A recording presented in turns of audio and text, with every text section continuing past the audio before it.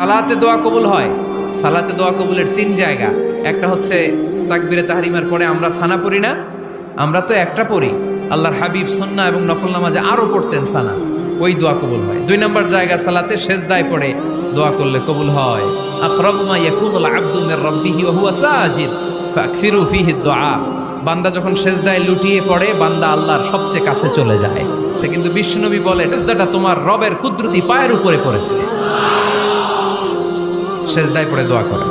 সালাম ফিরানোর আগে বিশ্বনবী দোয়া করতেন, লা ইউসাল্লিমান্না আহাদুকুম হাত্তা ইয়াতাআওয়াযা মিন আরবাআ।